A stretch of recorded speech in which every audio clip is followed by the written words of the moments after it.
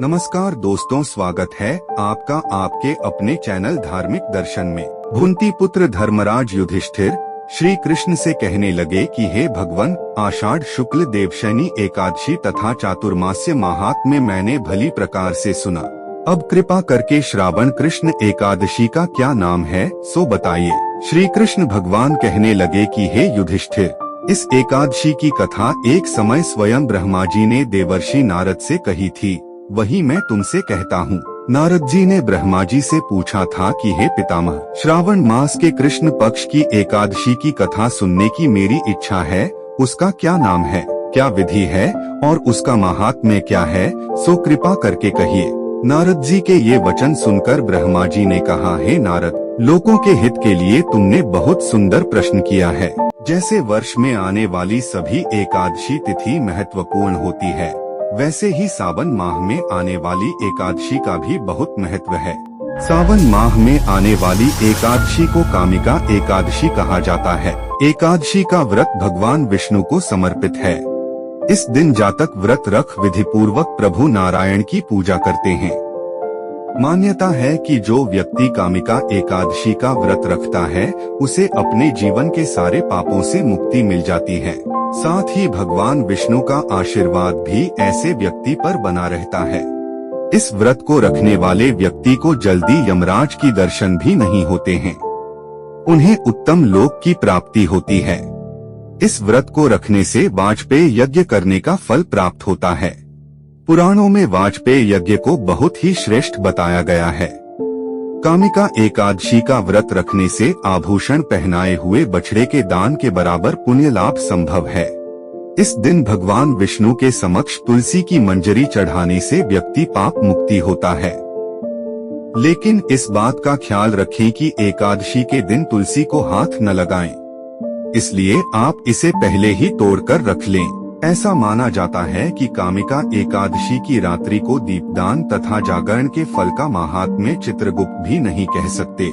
जो साधक इस एकादशी की रात्रि को भगवान के मंदिर में दीपक जलाते हैं, उनके पितर स्वर्गलोक में अमृत पान करते हैं तथा जो घी या तेल का दीपक जलाते हैं, वे 100 करोड़ दीपकों से प्रकाशित होकर सूर्य लोक को जाते हैं।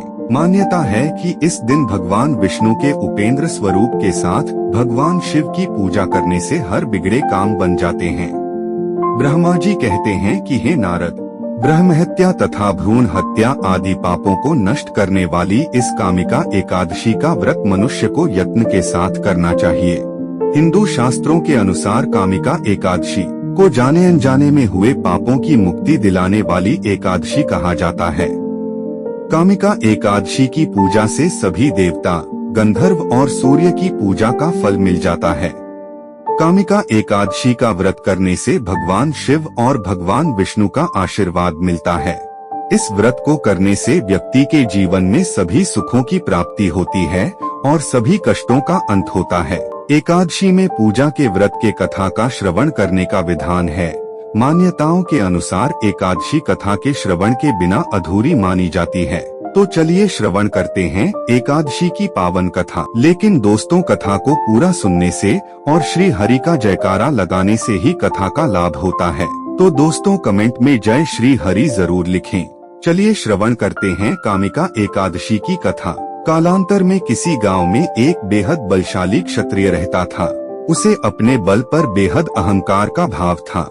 हालांकि वह धर्म परायण था। नित प्रतिदिन जगत के पालनहार विष्णु की पूजा उपासना करता था। एक दिन वह किसी विशेष कार्य हेतु कहीं जा रहा था। मार्ग में उसकी भिड़ंत एक ब्राह्मण से हो गई। उस समय वह आवेग में आ गया। ब्राह्मण व्यक्ति उसे कुछ समझाता, उससे पूर्व ही वह ब्राह्मण से हाथापाई करने लगा। ब्राह्मण बेहद दुर्बल था। वह बलशाली क्षत्रिय के प्रहार को सहन न कर पाया। इसके चलते तत्काल ही उसकी मृत्यु हो गई। उस समय बलशाली क्षत्रिय सत्ते में आ गया। वह प्रायश्चित करने लगा। उसे अपनी गलती का एहसास हुआ कि उसने बल के दम पर निर्बल ब्राह्मण की हत्या कर दी। आवेग में आकर ब्राह्मण व्यक्ति की हत्या करने से वह बेहद दुखी था।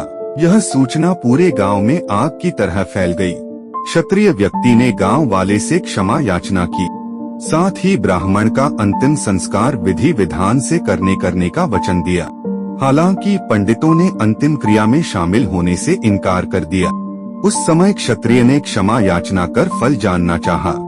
तब पंडितों ने कहा कि ब्रह्मा हत्या दोष का प्रायश्चित करने के पश्चात हम लोग आपके गृह पर भोजन ग्रहण करेंगे।